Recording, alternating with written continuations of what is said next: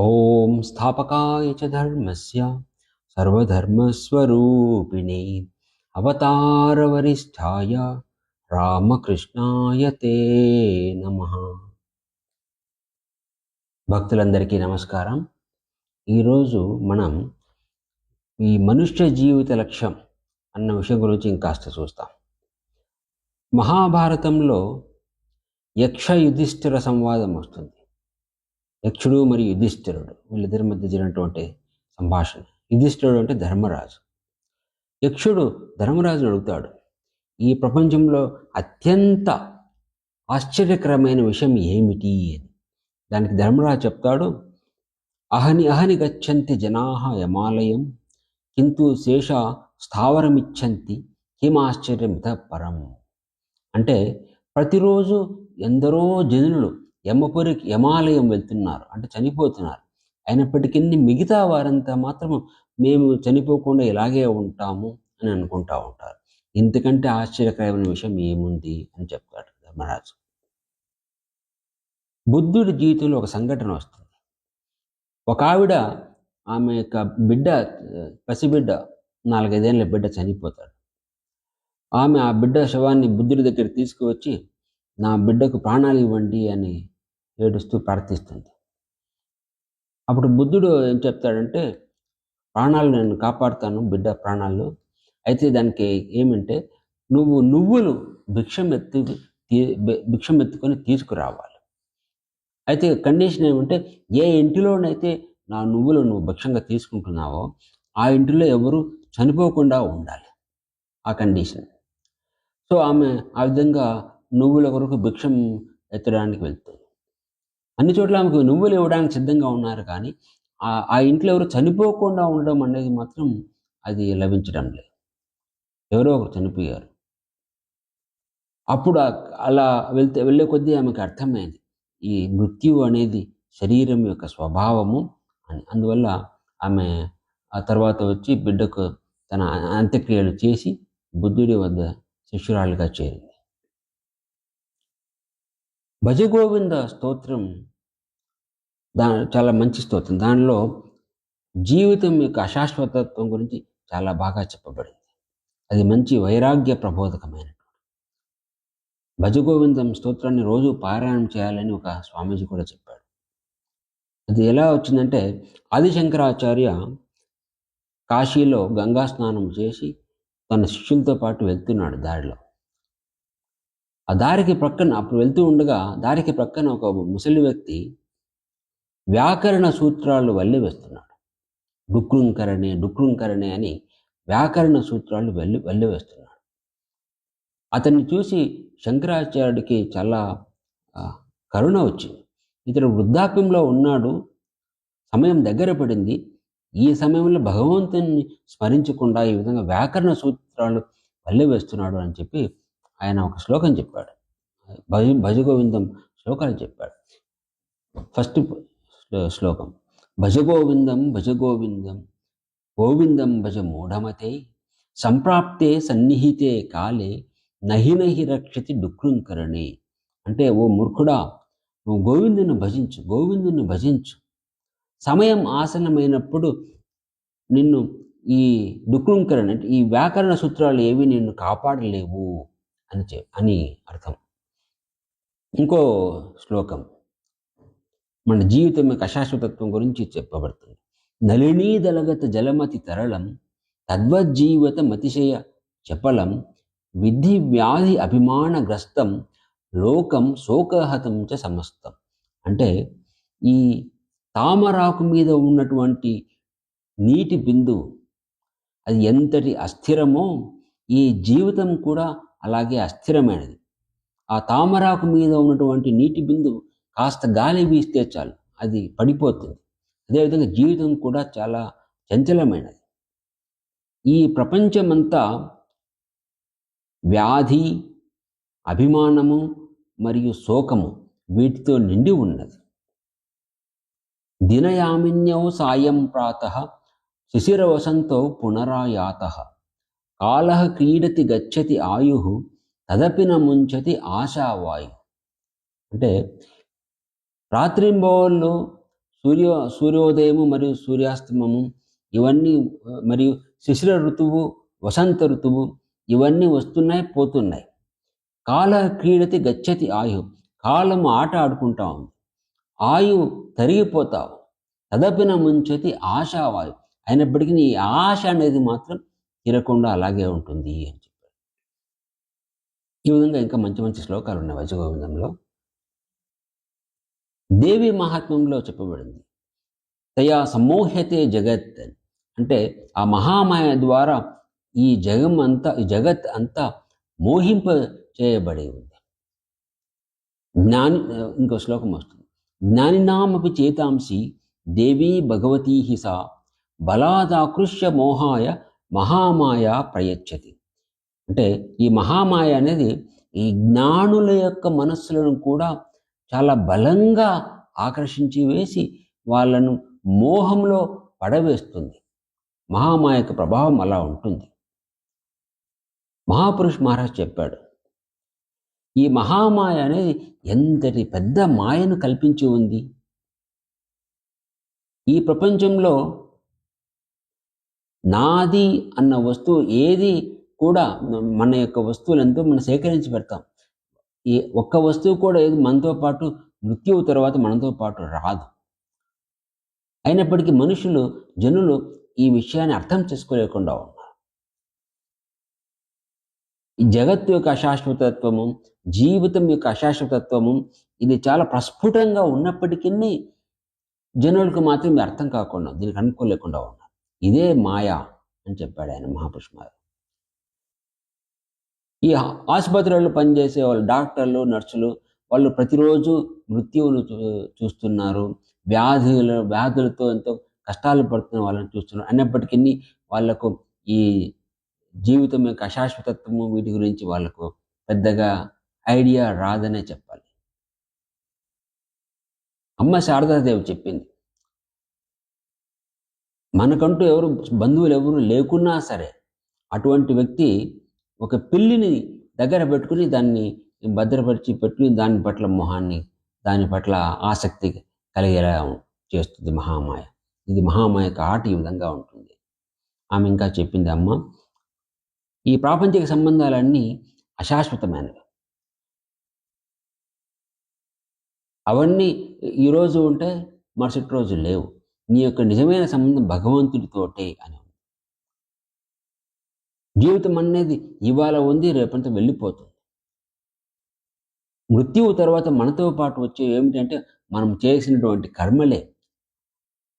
మంచి కర్మలు, చెడు కర్మలు ఇవన్నీ మనతో పాటు మన తోడుకు వెళ్తాయి. శరీరం ఎంతటి బలవత్తరంగా ఉన్నప్పటికీ, ఎంతో అందంగా ఉన్నప్పటికీ ఆఖరికి అది మాత్రం దాని దహనం తర్వాత మిగిలేది ఏమిటి? 3 పౌండ్ల బూడిద మాత్రమే. అయినప్పటికీ జనులు ఈ శరీరం పట్ల ఎంతో ఆసక్తి కలిగి ఉంటారు. భగవంతుడి మహామాయ ఆ విధంగా ఉంది అమ్మ చెప్పింది. రామకృష్ణులు చెప్తారు, ఎవరో ఒక వ్యక్తి 50 ఏళ్ల వయసులో ఉన్నాడు, అయినప్పటికీ అతడు పేకాట ఆడుతూ ఉన్నాడు అని. లేకుంటే నాకు టైం పాస్ కాదు, ఏం చేస్తాను అంటాడు అతడు ఆ వ్యక్తి. రామకృష్ణులు చెప్తారు, ఈ బద్ధజీవులు ఈ ఆఖరి క్షణాలలో కూడా ప్రాపంచిక విషయాల గురించే మాట్లాడుతూ ఉంటారు. ఈ ప్రపంచం అనేది అశాశ్వతమైనది, మనం ఎల్లప్పుడూ మృత్యువు గురించి ఆలోచన చేస్తూ ఉండాలి అని చెప్పి. ఇది ఎలాంటిదంటే, పిల్లి ఎలుక మీదకి ఎగిరి దుమ్మకడానికి ముందు దాని పట్ల ఎంతో ప్రీతిగా చూస్తూ ఉంటుంది. అదేవిధంగా మృత్యువు కూడా మన పట్ల ప్రీతిగా చూస్తూ ఉంటుంది, ఎప్పుడో ఒకరోజు కబలించి వేస్తుంది అన్న విధంగా చూస్తూ ఉంటుంది. సీరతే ఇది శరీరం అంటారు. అంటే ఈ శరీరం, సీరతే ఇది శరీరం అంటే క్షీణించుకుంటూ పోయే శరీరం ఇది. శరీరము క్షీణించుకుంటూ పోతూ ఉంది. మొహం అంతా ముడతలు పడి ఉంటుంది, తల అంతా నరిసిపోయి ఉంటుంది, శరీరం చాలా శిథిలమైపోతుంటుంది. అయినప్పటికీ కోరికలు మాత్రము ఇంకా తక్కువ వయసు, తరుణం వయసులోనే ఉంటాయి కోరికలు కూడా. మంచి శ్లోకం వస్తుంది. సుప్తేరుత్థాయ సుప్త్యంతం బ్రహ్మైక్యం ప్రవిచింత్యతాం నాతి దూరే నృణామృత్యు ఇది వేదాంత డిండిమ. ఇది వేదాంత డిండిమ. ఏమిటది? సుప్తేరుత్థాయ సుప్త్యంతం బ్రహ్మైక్యం ప్రవిచింత్యతాం. మెలకువ నిద్ర నుండి మెలకువ వచ్చినప్పటి నుండి మళ్ళీ నిద్రపోయే వరకు ఈ ఆత్మ బ్రహ్మల యొక్క ఐక్యం గురించి ఆలోచిస్తూ ఉండాలి. నాతి దూరే నృణామృత్యు ఇది వేదాంతుడిని. మనిషికి మృత్యువు అనేది ఎక్కువ దూరంలో లేదు, అంటే దగ్గరలోనే ఉంది. ఇది వేదాంత డిండిమము అని చెప్పబడింది. సుభాషితాల్లో కూడా చెప్పబడింది. ఈ వృద్ధాప్యం అనేది ఒక పులిలాగా మన మీదకి ఎగరడానికి సిద్ధంగా ఉంది. ఈ జబ్బులు, రోగాలు ఇవి శరీరాన్ని శత్రువుల వల్లే కొట్టడానికి సిద్ధంగా ఉన్నాయి. ఆయుష్ అనేది చిల్లుపడ్డ కుండలోని నీరు వాటి యొక్క లెవెల్ తరిగిపోతున్నట్లు ఆయుష్ కూడా తరిగిపోతూ ఉంటుంది. అయినప్పటికీ జనులు మాత్రము ఈ దుష్కర్మల నుండి విరమించకుండా ఉంటారు, దుష్కర్మలు చేస్తూనే ఉంటారు. అక్రూరుడు ధృతరాష్ట్రుడికి చెప్తాడు, ఓ రాజా, ఈ ప్రపంచంలో మనకు ఆఖరికి ఈ శరీరంతో కూడా మనకు శాశ్వతమైనటువంటి సంబంధం లేదు. మరి అలాంటప్పుడు భార్య, బిడ్డలు, సంపద వాటితోటి మనకు శాశ్వతమైన సంబంధం ఎలా కలిగి ఉంటుంది అని చెప్తాడు. సపోజ్ మన యొక్క జీవితాన్ని సక్రమంగా వినియోగిస్తే, భగవత్ సాక్షాత్కారం కొరకు సాధన భజనలు చేసి సక్రమంగా వినియోగిస్తే, అప్పుడు ఆఖరి క్షణాల్లో మృత్యు వచ్చినా అంతటి దుఃఖం ఏమీ ఉండదని చెప్పుకోవచ్చు. మనకు వీలైనంత వరకు మనం ప్రయత్నం చేశాం మన జీవిత లక్ష్యం కొరకు, ఆ యొక్క తృప్తి ఉంటుంది. అయితే అలా సరైన విధంగా వినియోగించకుండా పోతే జీవితాన్ని, అప్పుడు ఏమవుతుంది, వృద్ధాప్యంలో కబీర్ యొక్క పాట ఒకటి ఉంది, దాన్ని మనసు అది ఎరుకకు వస్తుంది. ఆ పాట మంచి పాట. బీత్ గయే దిన్ భజన్ బినా రే, బీత్ గయే దిన్ భజన్ బినా రే, బీత్ గయే దిన్ భజన్ బినా రే, బాల్ अवस्था खेल गवाई, जब जौबन तब मान घना रे, बीत गए दिन भजन बिना रे, बीत गए दिन भजन बिना रे, लाहे कारण मूल गवायो, अजहु न गई मान मन की तृष्णा रे, बीत गए दिन भजन बिना रे, बीत गए दिन भजन बिना रे, कहत कबीर सुनो भाई साधो, पार उतर गए संत जना रे, बीत गए दिन भजन बिना रे, बीत गए दिन భజన్ బినారే. వాటి అర్థం ఏమంటే, బీత్ గయే దిన్ భజన్ బినారే అంటే భజన చేయకుండా, అంటే సాధనాలు చేయకుండానే, భజనలు చేయకుండానే రోజులు గడిచిపోయినాయి. బాలు అవస్థ ఖేలు గవాయి, బాల్యావస్థలో ఆటపాటల్లో గడిచిపోయేవి. జబు జోబన్ తబు మాన్ ఘనార్, యవ్వనంలో ఉన్నప్పుడు అహంకారం చాలా దృఢంగా ఉండినది. లాహే కారణ మూల గవాయో అజుహనగై మణికి తృష్ణారే, ఈ కోరికలు అనేటివి అపరిమితంగా ఉన్నాయి, అవి తీరనూ లేదు. వాటి కారణంగా జీవితం యొక్క ఉన్నతమైన లక్ష్యం గురించి ఎరుకకు రాలేదు. కహత్ కబీర్ సునోభాయి సాధో, పారు ఉతరగయ్యే సంత జనార్. ఈ కబీర్ చెప్తున్నాడు, ఓ సాధువులారా, ఓ మిత్రులారా వినండి. ఏమిటి? పారు ఉతరగయ్యే సంతు జన, ఈ సంతు జనులు ఈ భవసాగరాన్ని దాటి అవతలికి వెళ్ళిపోయారు అని. బీత్ గయే దిన్ భజన్ బినా రే, బీత్ గయే. సో భజన చేయకుండానే రోజులు గడిచిపోయాయి అన్న ఆ రిగ్రెట్ లేకుండా ఉండడానికి మనం మన జీవితాల్లో సాధన భజనలు సక్రమంగా వినియోగించుకోవాలి. తులసీదాస్ చెప్పాడు, నువ్వు ఈ ప్రపంచంలోనికి వచ్చినప్పుడు, అంటే నువ్వు జన్మించినప్పుడు నువ్వు ఏడ్చావు, మిగతా అందరూ సంతోషించారు. నువ్వు జీవితాన్ని బాగా చక్కగా జీవించు. అది ఎలాగంటే, నువ్వు చనిపోయి వెళ్ళిపోయేటప్పుడు నువ్వు నవ్వుతూ వెళ్ళిపోతావు, మిగతా వాళ్ళంతా ఏడుస్తూ ఉంటారు. ఆ విధంగా నువ్వు నీ జీవితాన్ని జీవించు అని.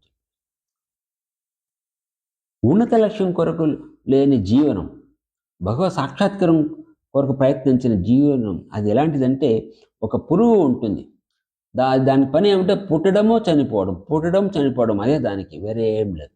సో ఆ విధంగా మన ఉన్నత లక్ష్యం కొరకు వినియోగించిన జీవితం కూడా అటువంటిదే అని చెప్తారు. స్వామీజీ కంప్లీట్ వర్స్లో కోట్ చేస్తాడు ఒక చోట, అజర అమరవత్ ప్రాజ్ఞ విద్యామర్థం చ చింతయేత్ గృహీతయవ కేశేషు మృత్యున ధర్మం ఆచరేత్. అంటే మనము విద్య కొరకు, ధనం కొరకు ప్రయత్నం చేసేటప్పుడు మనం ఎప్పటికీ చనిపోము, ఇట్లే ఉంటాం అన్నట్టు ఆ విధమైన భావనతో నువ్వు ప్రయత్నం చెయ్యి అని. అంటే అర్థం విద్య కొరకు, ధనం కొరకు. మరియు ధర్మం ఆచరించేటప్పుడు ఎలా చేయాలంటే, మృత్యువు మన యొక్క తన చేతిలో మన జుట్టును పట్టుకొని ఉన్నట్లు అటువంటి తీవ్రమైన భావముతో ధర్మాన్ని ఆచరించు అని చెప్తారు. ఇంకోటి ఏమంటే, ఏకయేవ సుహృద్ధర్మ నిధనేప్యనుయాతియ.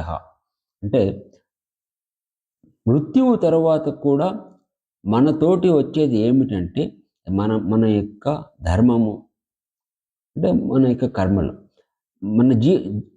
మన జీవితంలో మన యొక్క స్నేహితుడు అంటే ఈ ధర్మమే. స్నేహితుడు మరియు హితకరమైనది ఈ ధర్మమే. మిగతావన్నీ శరీరంతో పాటు నశించిపోతాయి అని చెప్పబడింది. ఈ విషయం గురించి తర్వాత కాస్త చూస్తాము. ఓం జననీం శారదాం దేవి రామకృష్ణం జగద్గురుం పాదపద్మే తయో శ్రిత్వా ప్రణమామి ముహుర్ముహుః.